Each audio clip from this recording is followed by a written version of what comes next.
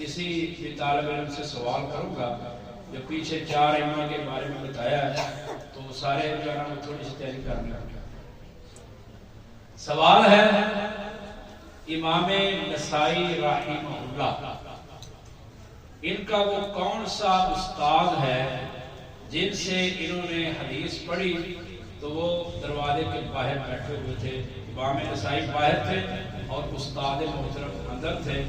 یہ ابو سفیان سرور صاحب بتائیں گے کیا نام تھا؟ حارث بن مسکین رحمہ اللہ۔ دوسرا سوال امام مسلم رحمہ اللہ کا نام نسب کے ساتھ وہ بتائیں گے؟ اسد اللہ بھائی ہے، آپ بتائیں امام مسلم کا نام؟